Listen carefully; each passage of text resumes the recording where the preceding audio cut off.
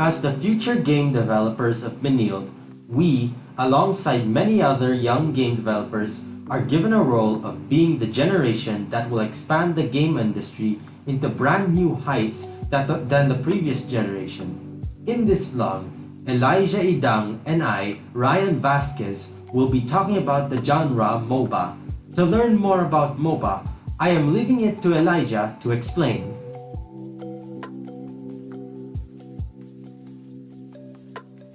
MOBA is the abbreviation of Multiplayer Online Battle Game Arena. It's a strategy game where two teams of 5 battle with each of their own strategies, getting objectives and destroying the enemy team's base.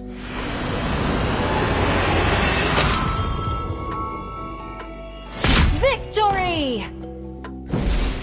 Different classes are made for specific roles, such as the tank role. Its purpose is to take the damage from the enemy team and engage them so that your team can follow up to deal damage and do their roles.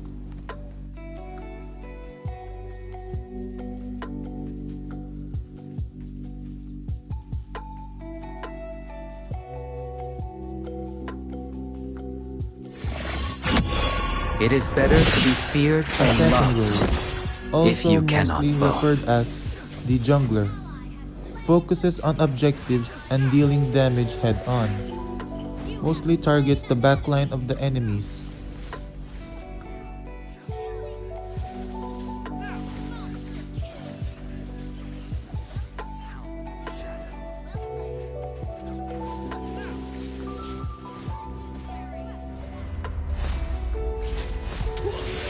Fighter role is mostly commonly used to defend the side lanes to prevent the enemies from breaking through the tower.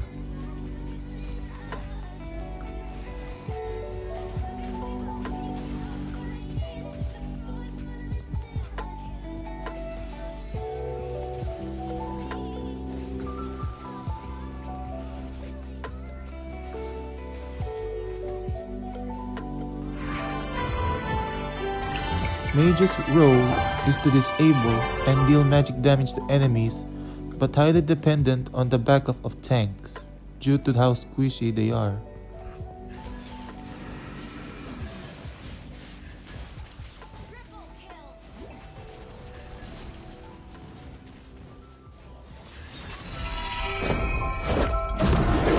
Marksman role is to simply just deal damage from a safe distance and avoid being targeted by the enemy's assassins. Holy fuck! Thank you very much.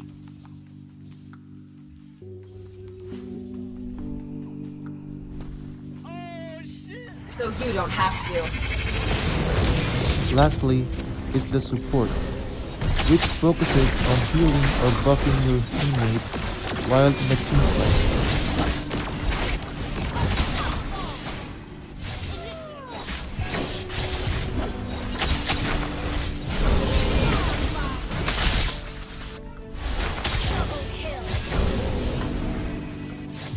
May the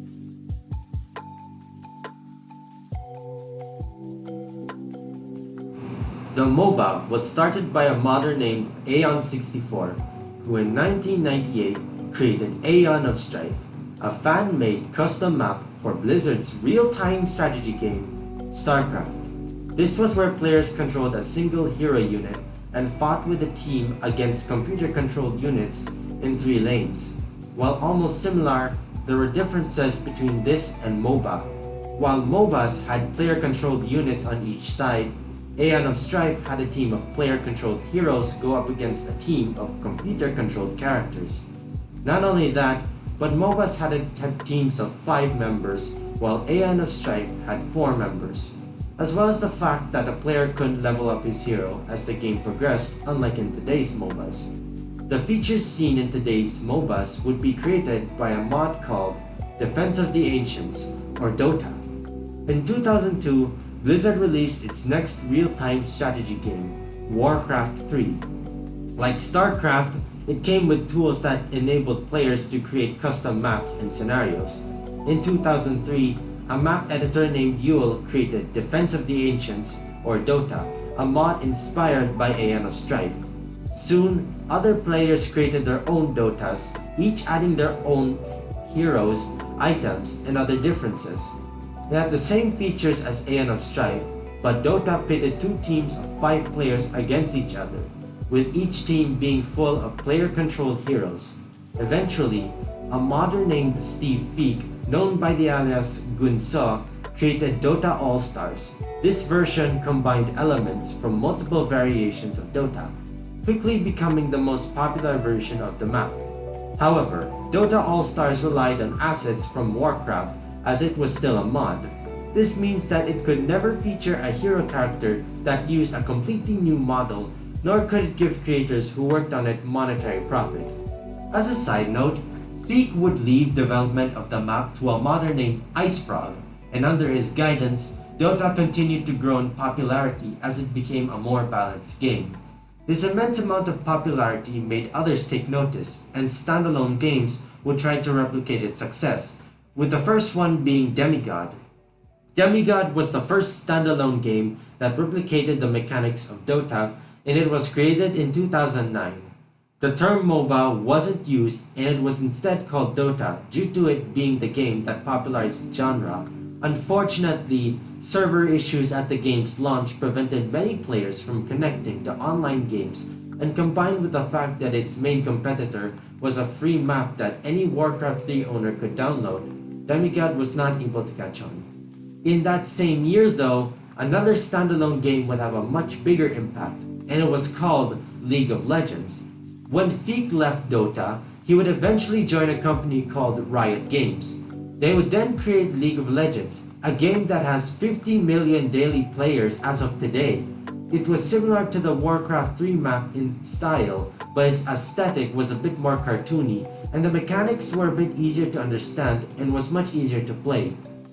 More importantly, the game was free to play, which meant that anyone could download the game and could play with any of the free heroes.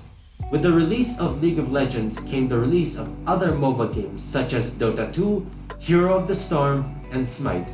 Dota 2, released in 2012, was a successor of Dota, with higher resolution, new art style, and better gaming experience. Hero of the Storm, released in 2015, had a short game match time and no items feature, and every hero in the same team had the same level. Smite was a 3D game similar to League of Legends, where it used a 3D person view instead of League of Legends, which used a top-down view. The smartphone added to the popularity of MOBA games. Since mobile MOBA was much more portable than a computer MOBA, it quickly became popular. Not only that, but it was easier to learn on mobile than it was on PC. This made it easier to teach people how to play the game. As a side note, in China, playing mobile MOBA was a hot topic. With this being said though, there are some issues regarding MOBA games.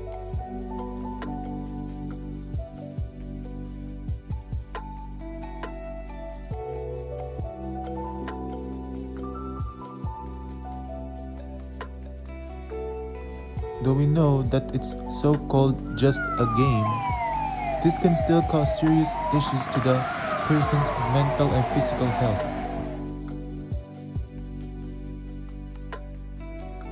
For example, is the death of a teenager from playing MOBA non-stop. Why did this happen? It's because the teenager has an illness known as brain aneurysm, which means that he can't be stressed out but need to be more physically active.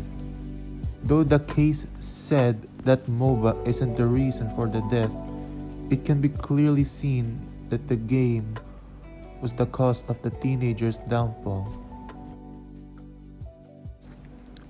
It's also dangerous to keep playing MOBA non-stop.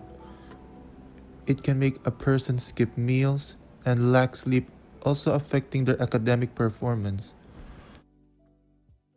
This can also make their mental health unstable, such as getting irritated easily and having difficulty in communication.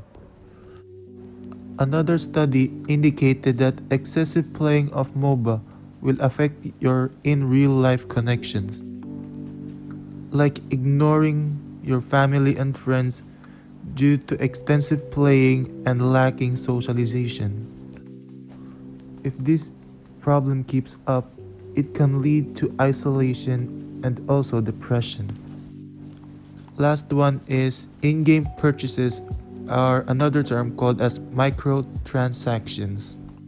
There have been cases where teens steal from their parents just to purchase in-game products such as skins and limited edition items.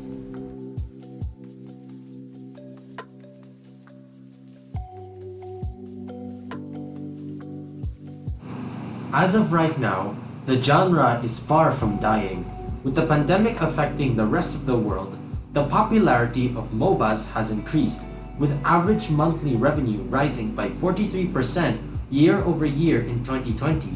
This has increased by an additional 14% in 2021, and the mobile MOBAs have earned more than $300 million per month, with Honor of Kings, or in some areas, Arena of Valor, becoming the highest earning mobile game globally across the App Store and Google Play, surpassing $10 billion in total player spending. Speaking of MOBA games, Brawl Stars was the number 2 ranked MOBA by player spending, and between January 1st and August 31, it has generated more than $320 million in player spending. With the pandemic, the community of MOBA will keep on growing. With its popularity, it may spark even more mods of existing MOBA games, which may lead to the creation of MOBAs with even more unique features than the game the mods were based on. We may not be able to predict the future, but with the pandemic, we should see an increase of MOBA players around the world, especially for the mobile ones. The MOBAs today are a result of the imagination of many independent creators. What was once a mod for a game has now become one of the most popular genres of all time.